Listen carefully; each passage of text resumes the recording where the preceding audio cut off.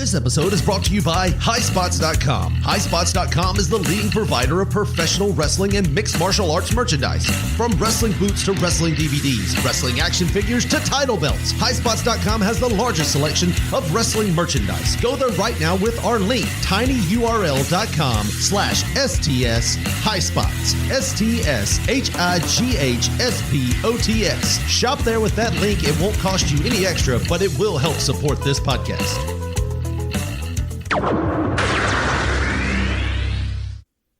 Hey, have you listened to episode 97 about Chokehold? Episode 95 about Ringside Reflector?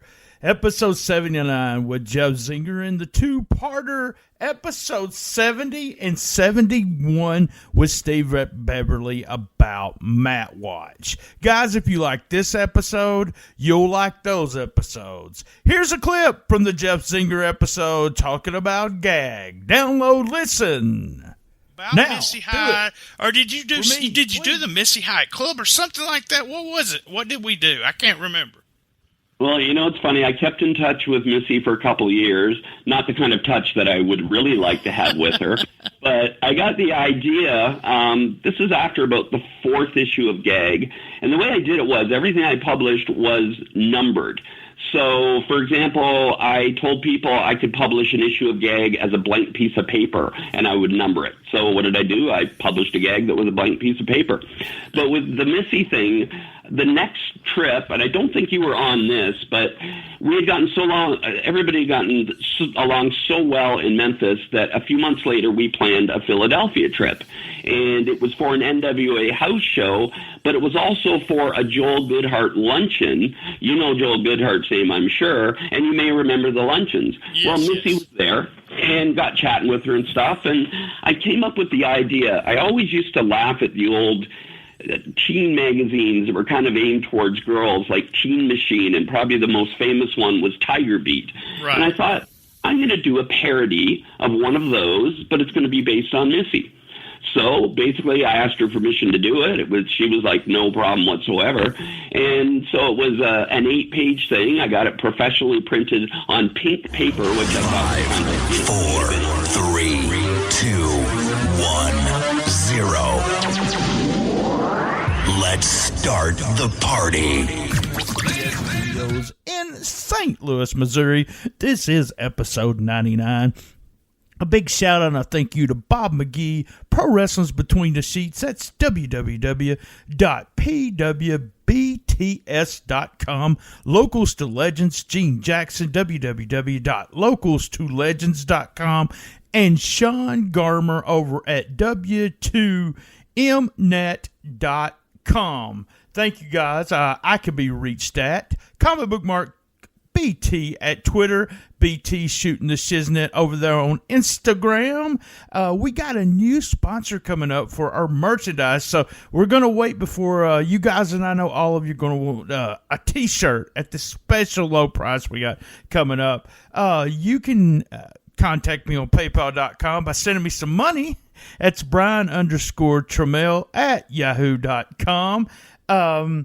Guys, we're still looking for, no one's tweeted me, who's out there in Mountain View, California? What about Westbrook, Maine? You guys have really, in that area, been listening to a lot of Shooting the Shiznit, and we may even give you a prize there.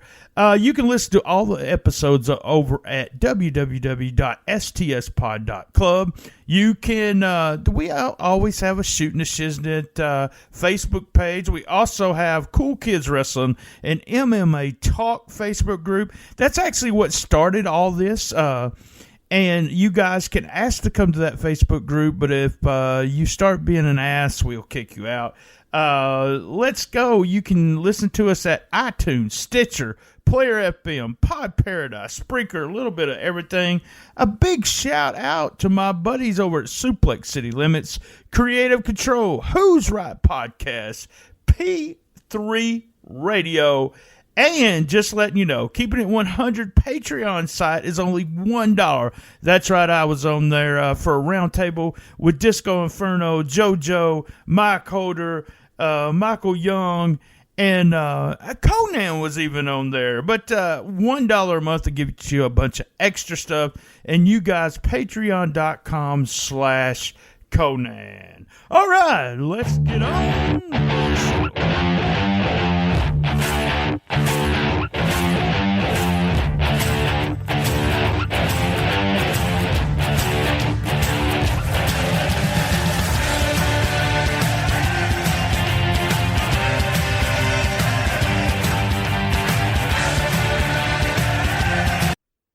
All right, we're going to break. Wait. I always bring on my guest right here, but wait just a second, guys. That's right. At the very end of this episode, after the guest leaves the studio, I want you to listen to my hint on who's going to be the biggest guest ever for the special 100th episode. Also, we will have a roundtable with JoJo Feeney, Lance Levine, Brian Thompson, and myself talking about the WWE Hall of Fame. No, really, we're getting to the show.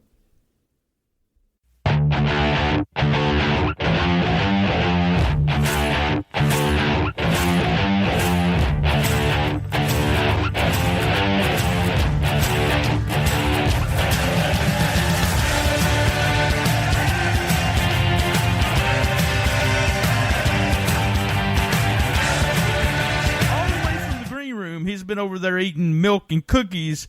It's Jon Gallagher. Jon Gallagher from the Wrestling Forum. Well, now, is it Gallagher? I thought you were going to say the name of the town. Yeah, that's the way. Even if you mispronounce it, I'll still come for supper. There you go. There and milk and cookies. You know, I mean, what the heck? I got milk and cookies over there. You must have the Skycam on so you can see my belly that has grown since the last time you saw me, and I've gotten a little white in the beard too. So that milk and cookies, yeah. Man, it's been years. Good stuff, Maynard. Years since I've actually talked to you on the phone, but we've seen some stuff in Cool Kids and talked to you. The main thing is we're doing a series on the old wrestling newsletters, and if that makes you. Old newsletters. I said that with Paul MacArthur, and I believe that's the best way to put it. You had the Wrestling Forum. Old newsletters. But before we go actually talking about the Wrestling Forum, I want to talk about you, Little John, as a fan. So when did you start being a fan, John? Oh, gosh, that was way back in the 60s.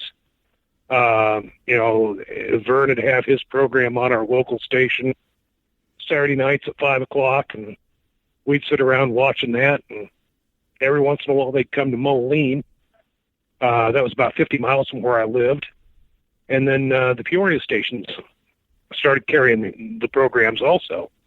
Peoria was about 50 miles from where I lived. So we got both TV markets, and we got both wrestling programs. Bob Geigel's group is the one that came to Peoria more often, though. And they were actually the first live wrestling that I saw was a match in Peoria. Let's test my memory here, because this is going back to about fourth grade maybe. We had Earl Mr. Universe Maynard against Bob Brown. Joyce Grable was on the card. Betty Nicolai, I believe. I didn't pay a lot of attention to women wrestling back then. And the main event was the Viking, who had snow white hair and a white goatee and everything, and Earl Maynard against Geigel and Brown. And blood all over the place. I got blood on my tennis shoe because we had like second row seats, and I was just thrilled because I had blood on my shoe. That was a little weird back then.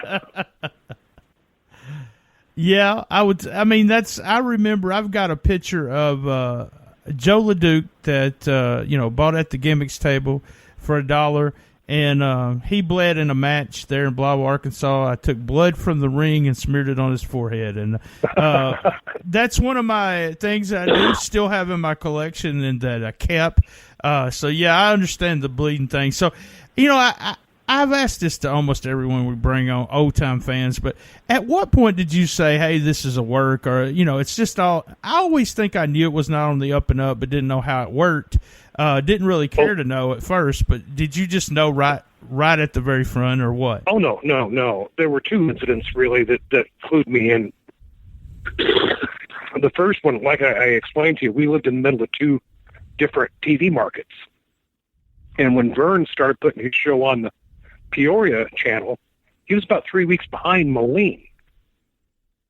And so I remember there was an incident once when Nick Bockwinkel and the rest of the Heenan family turned on Ray Stevens and beat the crap out of him in the ring.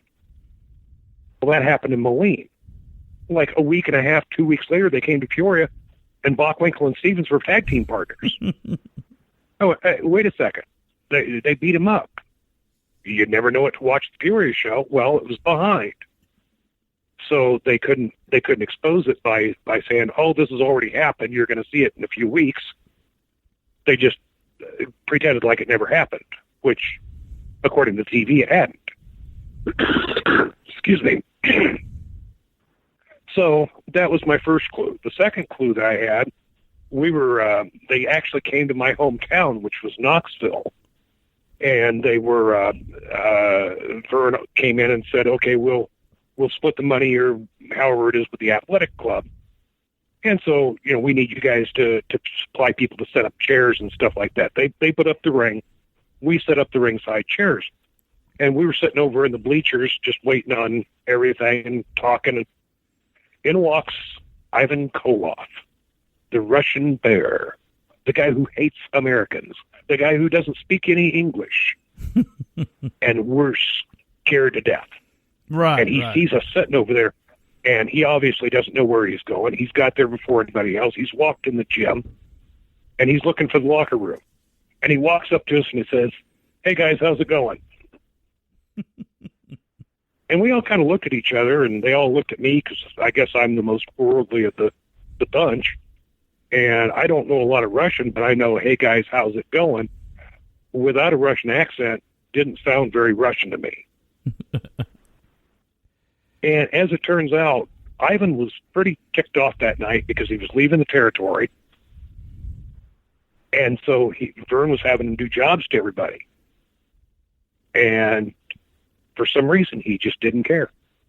And he kind of exposed it all to us right then.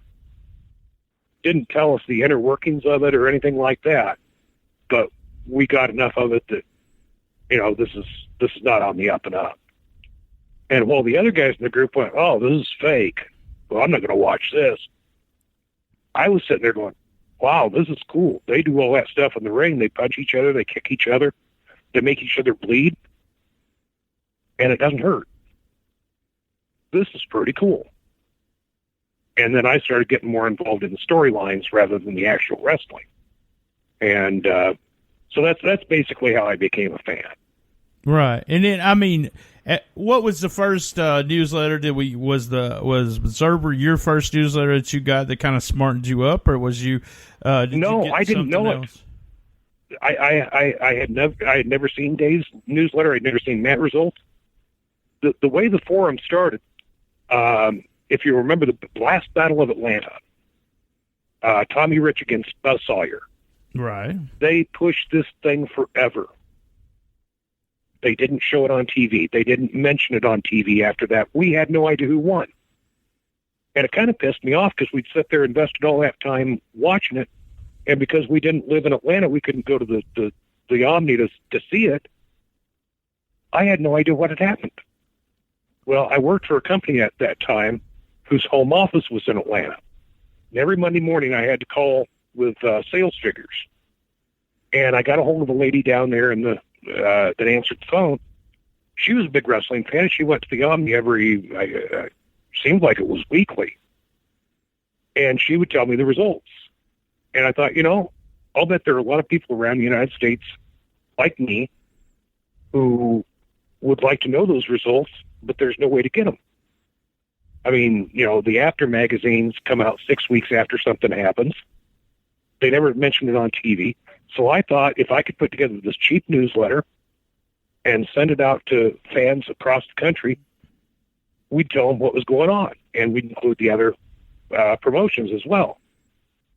At that time, Norman Keatzer was writing a magazine called, I think it was Wrestling Review or Wrestling News. Right, it was. Yeah, I remember Wrestling Review and Wrestling News, but yeah, I think it had everything was black and white in it, and there was just tons of news. I mean, tons of news from everywhere, and I always had a.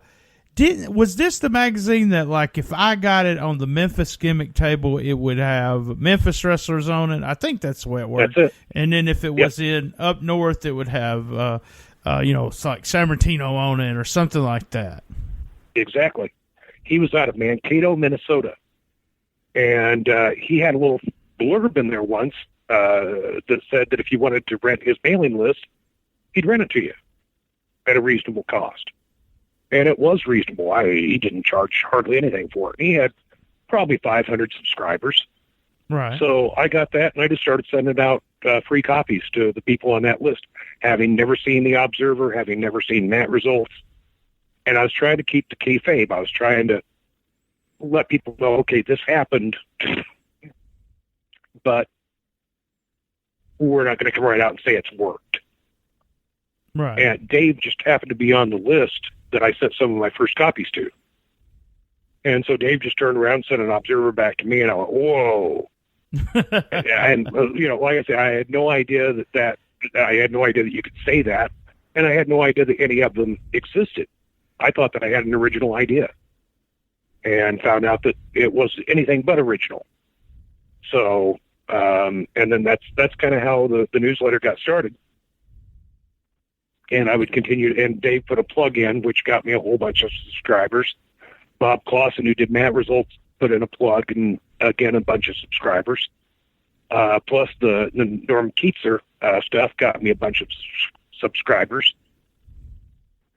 So it all worked out that way. That's how it got started. And way it back was in '86, I believe. That would be.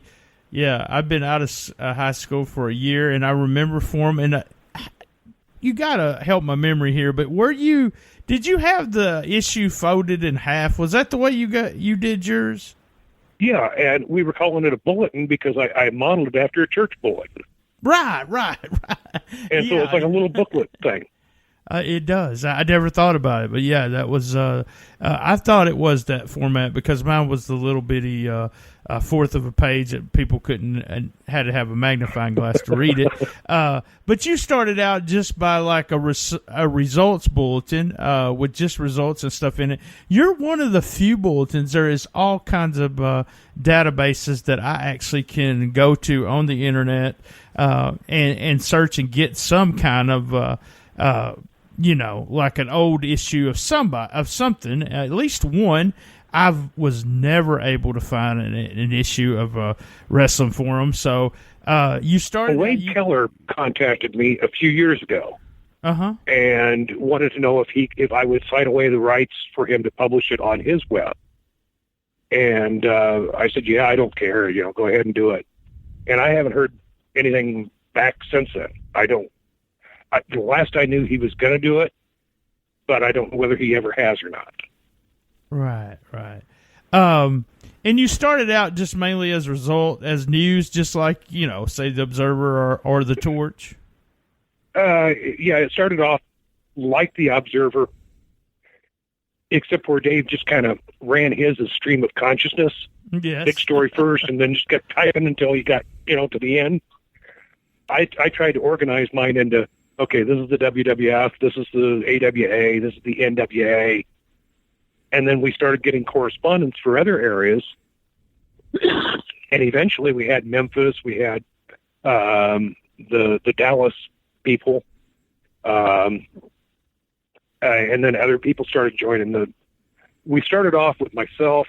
We had one of my good friends who's a lawyer in Chicago, and he was writing every once in a while.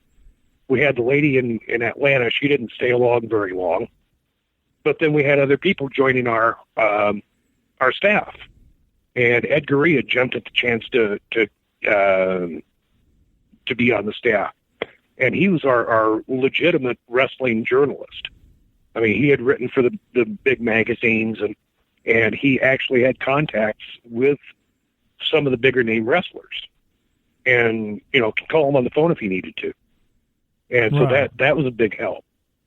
Sean Grandy, I wonder whatever happened to that kid, but he joined us as a 16-year-old, and he wrote a few opinion pieces, but he mainly ran a tournament. And like I say, then he went on to college, and something about the Boston Celtics. I can't remember exactly what it is. He does something. I think Sean thinks he's important now. No, Sean. Hey, man, let's take a quick commercial, and we'll be right back with Jon Gallagher. 80s Tees is the leading online retailer of officially licensed t-shirts, specializing in retro movie, music, TV show, video games, comic book, and cartoon t-shirts. 80s Tees has you covered. They have everything from G.I. Joe, Seinfeld, and Back to the Future, as well as 152 different classic wrestling shirts. Plus, free shipping on all orders over $50. Visit them now at our link, tinyurl.com/STS80stees. That's tinyurl.com/STS80STEES. Visiting them at our link will cost you nothing extra, but it will help support this podcast. Now, back to the show.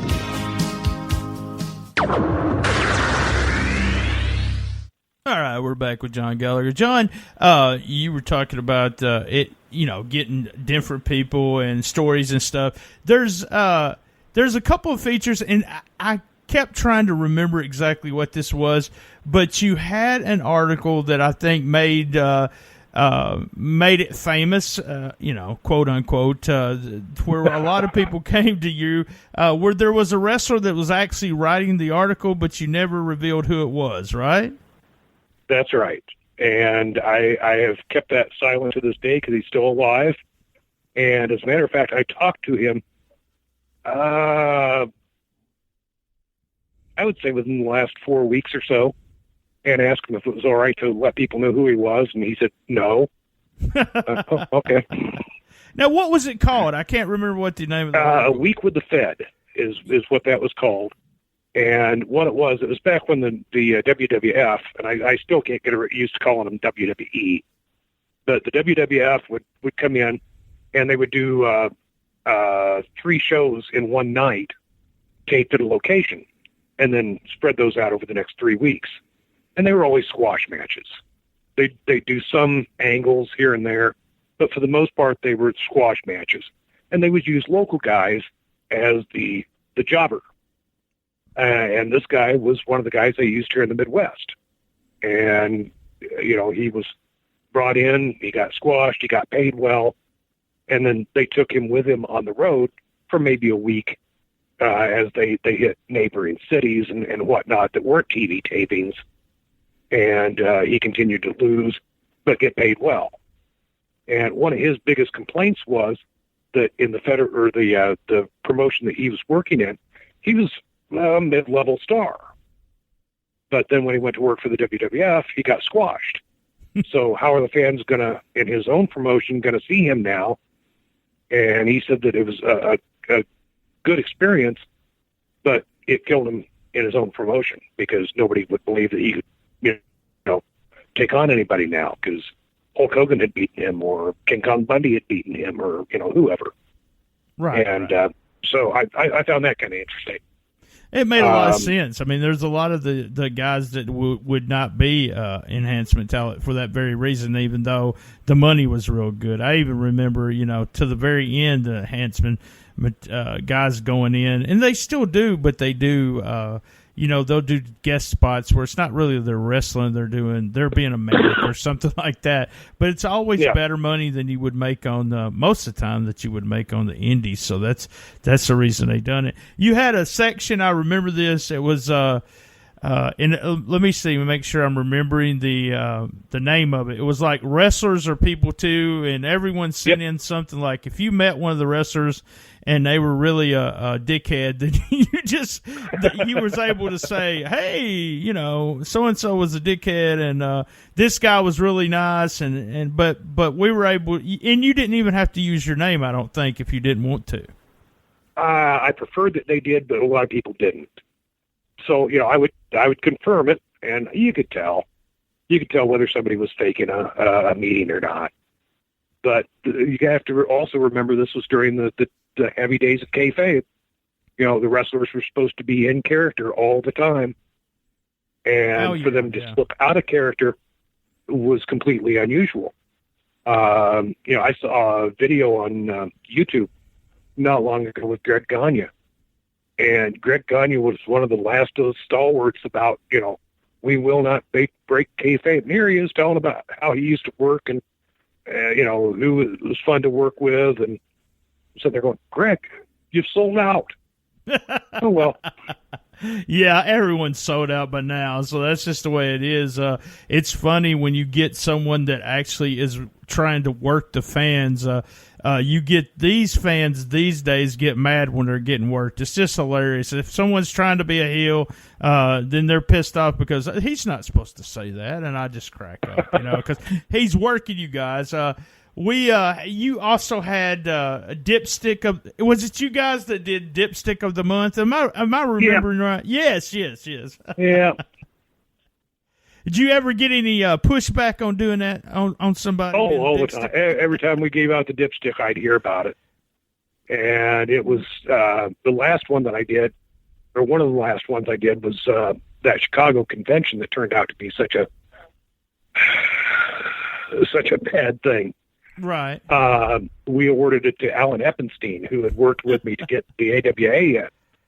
And it really hurt his feelings because he had worked so hard and he got screwed over as bad as we did. And so when I gave him the dipstick of the month, he felt really bad about it and let me know about it. And that's too bad because he and I had been good friends up to that point, and we never spoke again.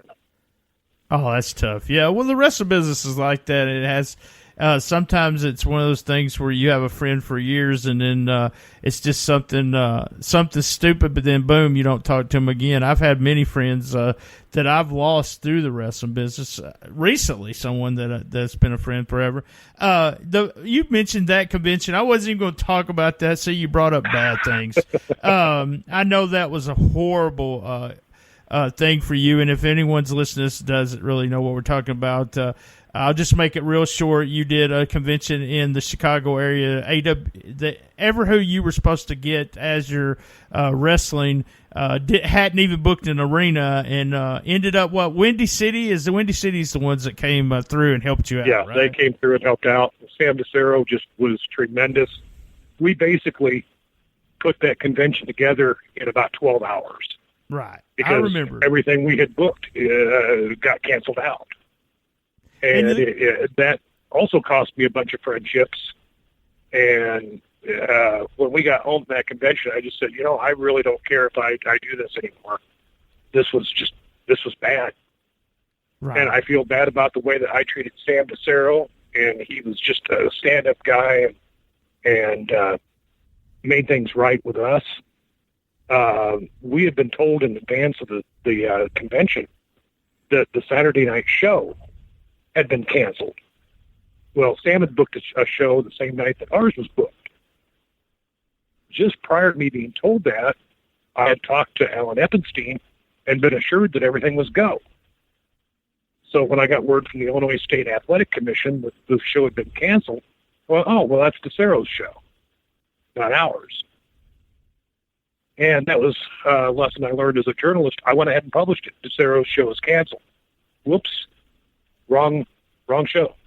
Right. It was our show, and I screwed up, and it was very hard for me to eat some humble pie at that point, but it needed to be done. So, Well, one of the fondest memories of, it seems I've got friends from that convention, and I was very close. I lived, an hour and 15 minutes. Actually, where the convention was, I think it was right at an hour.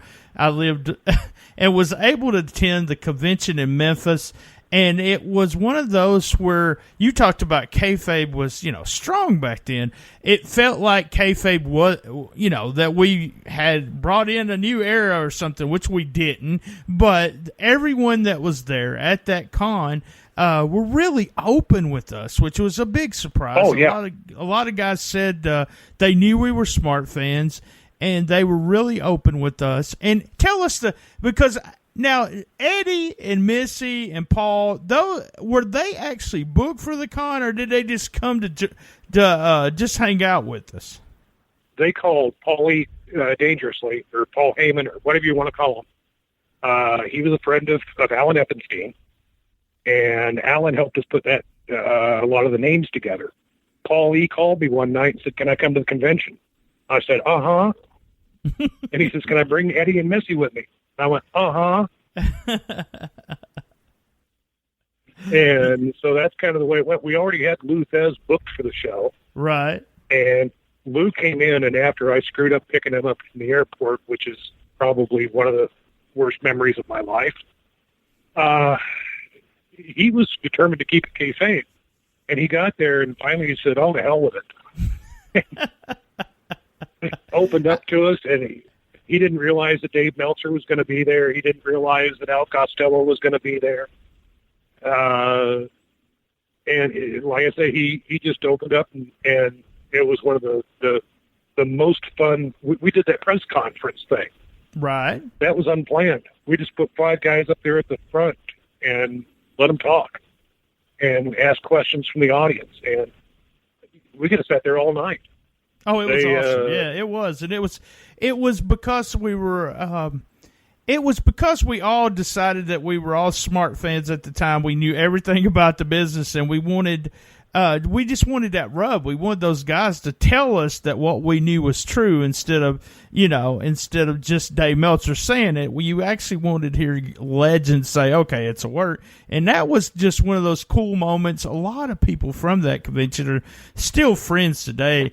I talked to Randy Smith probably once a week, and just guys that came to that convention. And Paul, I remember Paul and them not really just Paul kind of inviting himself, which is Paul. But I had met Paul a couple of months when he had first started in Memphis. He didn't know how the hell I knew what his name was, since I was in Blauville, Arkansas, taking photographs, how I knew Paul Heyman, and so I'm at the your con, and I'm standing there, and he starts yelling across the room, "There's that son of a bitch right there. There he is right there." And I'm like trying to dig a hole and get in it. I'm thinking, well, I'm going to get heat with Paul Heyman. He comes over and grabs me, kisses me on the cheek, and says, "This son of a bitch knew who I was." And so that was him. I mean, that was Paul right there. And he did interviews on videotape. He did. And him and Missy and Eddie. Eddie was just a huge fan, and that's when I really knew that he was, and Paul was too, because Paul always did photograph books and stuff like that. But Eddie was just a huge fan, and I talked to Paul MacArthur, and he was talking about how popular Missy was with the smart fans, and I didn't mention this, but I think mainly it's because she was real intelligent about wrestling. She was hot, and we all liked her. But she was really, she played this ditzy blonde, but she was pretty damn smart about the business. Yes, she was. And that's why I think a lot of us really, really liked her. Okay, we don't got much time left, so I just want to do this. We quit doing the forum, and why did we quit? Was that because of the fiasco there in Chicago? That was part of it. I had gone back to school full time. I had 2 years of college. I went back to Knox College to get my full degree, my bachelor's degree, which I did, and I found out that when you go to college full-time, especially a private liberal arts college, you don't have time to do much of anything else. And to support my family, I was having to work like 5 part-time jobs, plus go to school, plus have a family. I didn't have time for the forum. Right. And, I had a lot of people that got down on me because, that Gallagher guy ripped us off, because he closed up shop. I accepted subscriptions to the forum, which came out every 2 weeks. The most you could subscribe for at any one time was 6 months. So the most I was going to rip you off for was $18. Yeah, I really planned that out ahead.